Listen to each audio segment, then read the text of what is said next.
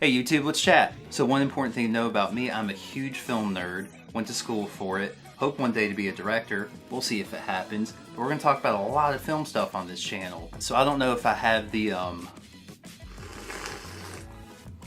gusto for traditional film reviews, so what I'm going to do is just talk about what I liked, let you know all the stuff you need to know about the movie, and see if it's for you. So let's jump right in.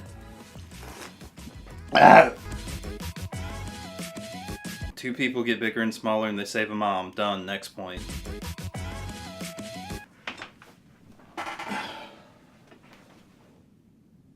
That was fun.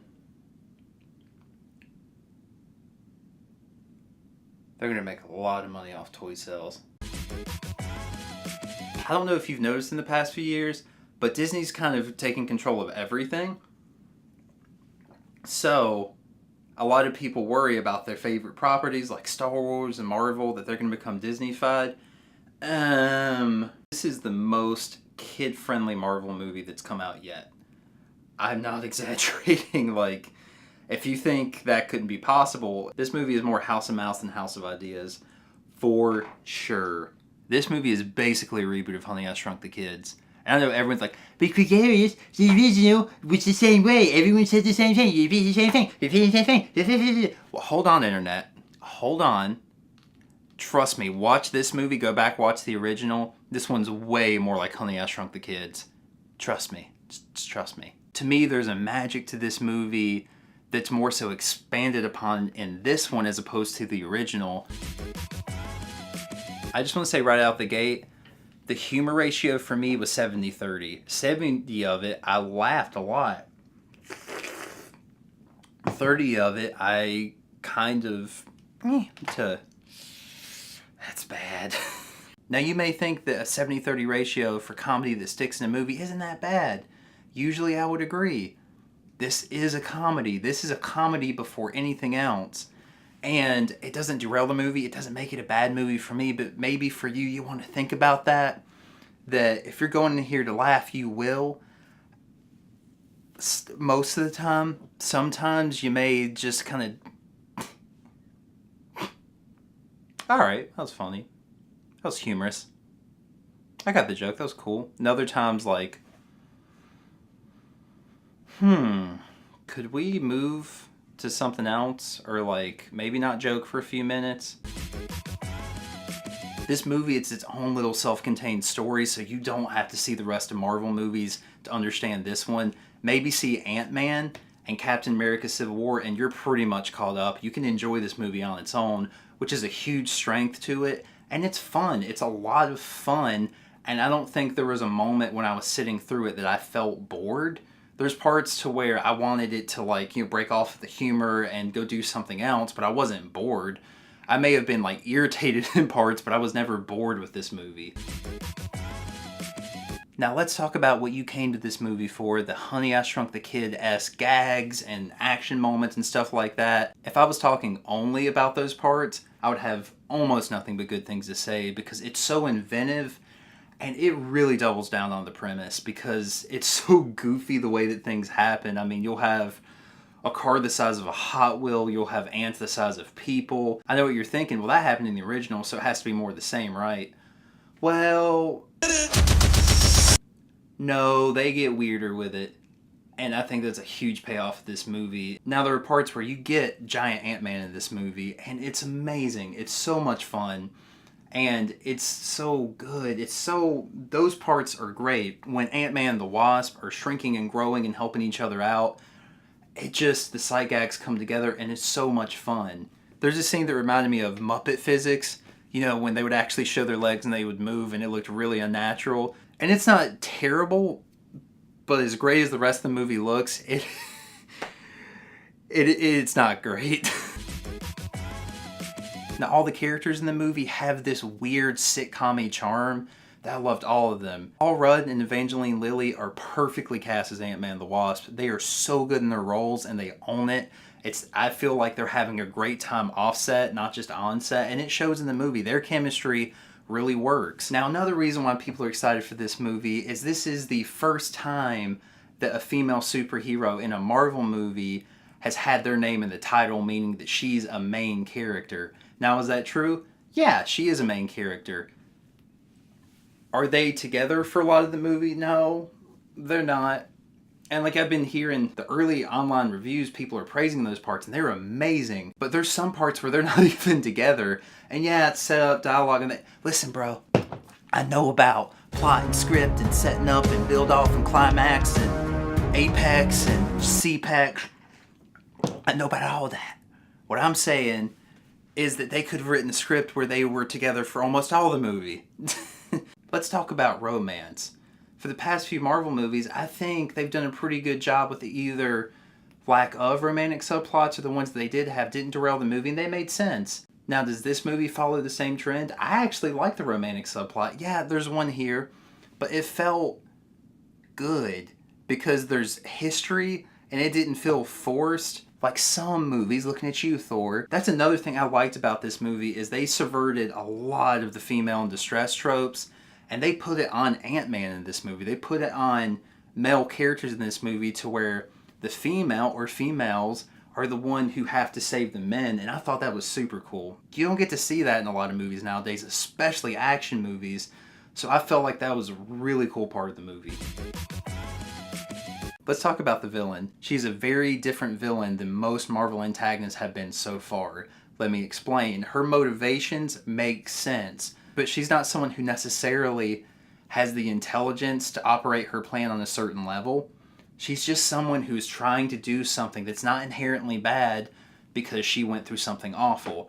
And this character worked really well for me when she was in the movie. Now, some people, you may be one of these people, felt like she wasn't in the movie enough to really make an impact. I felt like personally she was in the movie the amount I wanted her to be in, and I really loved the villain. But coming off the heels of Thanos, who ranks up for me just beside or just under Darth Vader for one of my favorite movie villains of all time. Does she compare that? No. And if you're going into this movie hoping that Ghost is to the level that Thanos is, you're not going to get it. But she is one of the better Marvel villains, I would say, because she's sympathetic and her moveset, baby. Ghost moveset is so cool.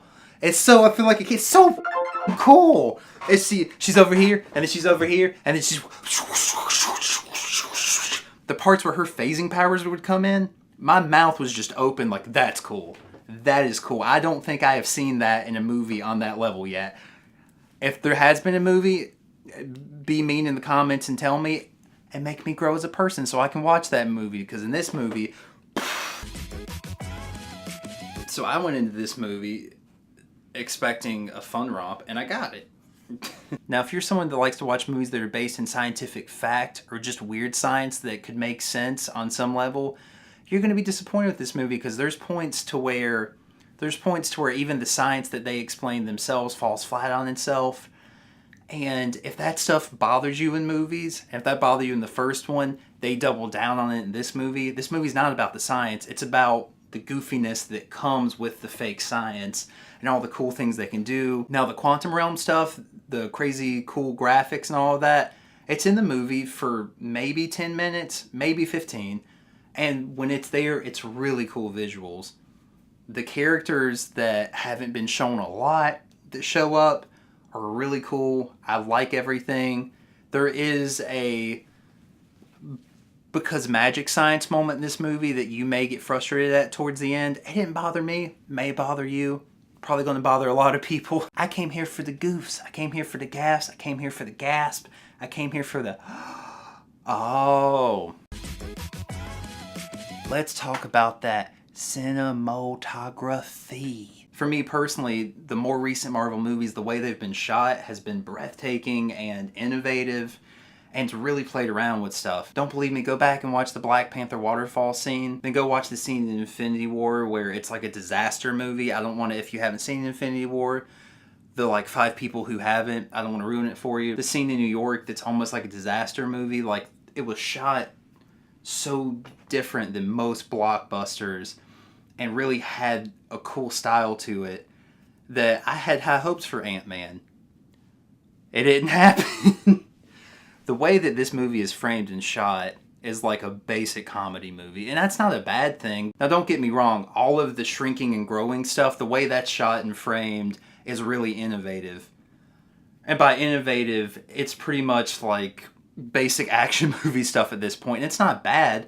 Those shots are good, but outside of the shrinking stuff, it's basic comedy framing of the movie uses for the most part pretty general wide shots, close-ups. It follows an algorithm that most comedy movies follow. But if that's not something you pay close attention to, it's not going to bother you that much. For anyone who watches this video that is a filmaholic, I just wanted to throw that out there. It is something to keep in mind. It's shot pretty bland for the most part. It does, and now I realize I have Infinity War PTSD. Now this movie is bright, cheery, humorous, and kid-friendly for a reason. It is designed to be a palate cleanser from a certain movie that came out a few months ago. Maybe you heard of it, maybe you haven't. Infinity War, something like that. I can't even remember. It was unimportant. It didn't even matter. Now let me say one reason why this whole palate cleanser approach to Ant-Man the Wasp did not work for me. And it's probably a personal thing, but I think it may be a thing for a lot of older people. The entire time I was sitting through this movie, I was like, that's great. That's funny. When's it gonna happen? That's funny. When's it gonna happen? That's cool. When's it gonna happen? Alright, cool. Just please go ahead and rip the Band-Aid. When is the bad thing gonna happen? Now, if you don't know what I'm talking about, the end of Infinity War left a lot of people scarred. And this movie takes place right after Civil War and before Infinity War. Before the movie came out, none of us knew how close it was to Infinity War. Apparently pretty close. I usually don't like to give movie scores because it's hard for me to do personally. My opinions on movies changes from months to years. If I had to give this movie a score, Scientifically Impossible Giant Ant to the Head, 3.5 out of 5. That is everything you need to know about Ant-Man and the Wasp. What'd you think of the video? Did you goof? Did you gaff? Did you cry? Did you gasp? Make sure to hit that subscribe button if you haven't already. Come support me, I'd appreciate it. And guys, let me know what you thought about Ant-Man and the Wasp, because this isn't just a one-person chat. This is a 2+ person chat. Chat with me in the comments. Let me know what you thought about Ant-Man and the Wasp. Did you agree with me? Did you disagree? Let me know all that stuff because I want to know y'all's opinion. Thank you for chatting with me as always, and I'll see you next time.